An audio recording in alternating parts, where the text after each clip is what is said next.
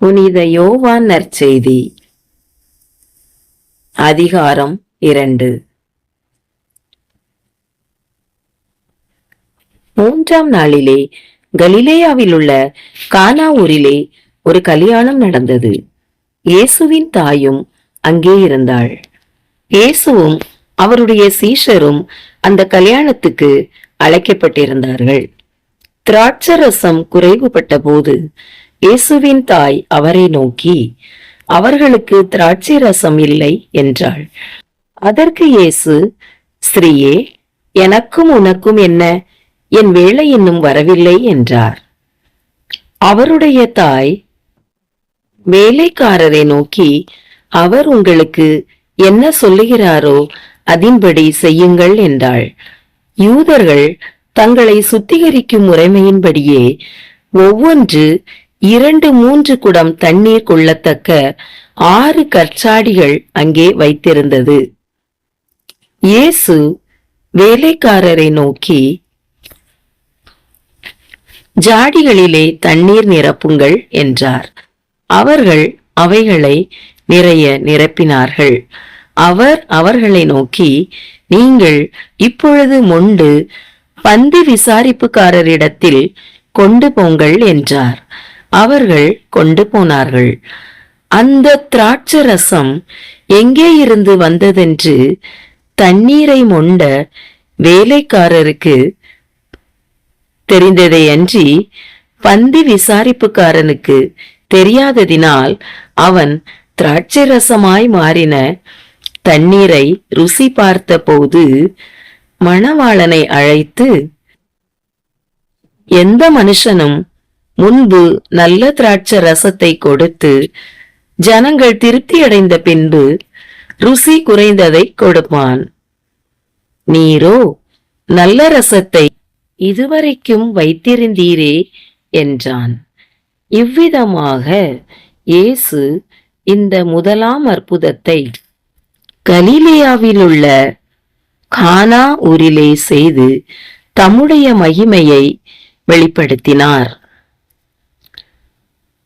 அவருடைய சீஷர்கள் அவரிடத்தில் விசுவாசம் வைத்தார்கள். அதன் பின்பு அவரும்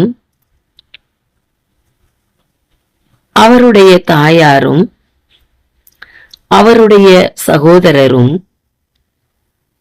அவருடைய சீஷரும்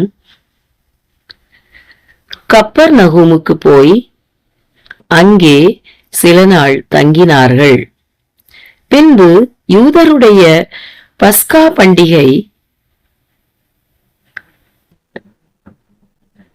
சமீபமாயிருந்தது.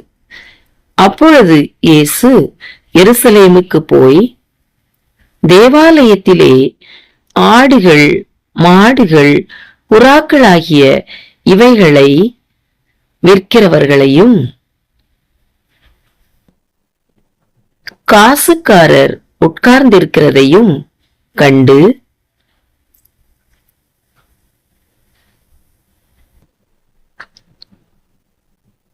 கயிற்றினால் ஒரு சவுக்கை உண்டு பண்ணி அவர்கள் யாவரையும் ஆடு மாடுகளையும் தேவாலயத்துக்கு புறம்பே துரத்திவிட்டு காசுக்காரருடைய காசுகளை கொட்டி பலகைகளை கவிழ்த்து போட்டு புறா விற்கிறவர்களை நோக்கி, இவைகளை இவ்விடத்திலிருந்து எடுத்துக்கொண்டு போங்கள், என் பிதாவின் வீட்டை வியாபார வீடாக்காதிருங்கள் என்றார். அப்பொழுது, உம்முடைய வீட்டை குறித்து உண்டான பக்தி வைராக்கியம் என்னை பட்சித்தது என்று எழுதியிருக்கிறதை அவருடைய சீஷர்கள் நினைவு கூர்ந்தார்கள்.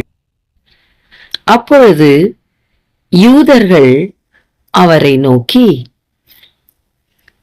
நீர் இவைகளை செய்கிறீரே, இதற்கு என்ன அடையாளத்தை எங்களுக்கு காண்பிக்கிறீர் என்று கேட்டார்கள்.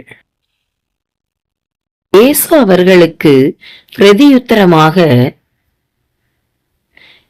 இந்த ஆலயத்தை இடித்து போடுங்கள்,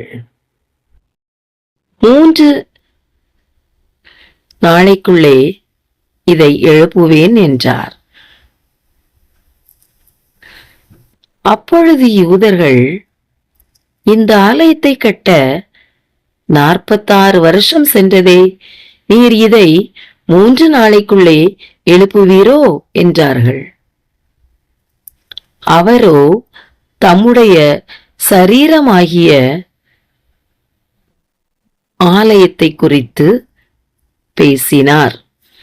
அவர் இப்படி சொன்னதை அவர் மரித்தோரிலிருந்து எழுந்த பின்பு அவருடைய சீஷர்கள் நினைவு கூர்ந்து வேத வாக்கியத்தையும் இயேசு சொன்ன வசனத்தையும் விசுவாசித்தார்கள். பஸ்கா பண்டிகையிலே அவர் எருசலேமில் இருக்கையில் அவர் செய்த அற்புதங்களை அநேகர் கண்டு அவருடைய நாமத்தில் விசுவாசம் வைத்தார்கள். அப்படி இருந்தும் இயேசு எல்லாரையும் அறிந்திருந்தபடியால் அவர்களை நம்பி இணங்கவில்லை. மனுஷர் உள்ளத்தில் இருப்பதை அவர் அறிந்திருந்தபடியால் மனுஷரை குறித்து ஒருவரும் அவருக்கு சாட்சி கொடுக்க வேண்டியதாயிருக்கவில்லை.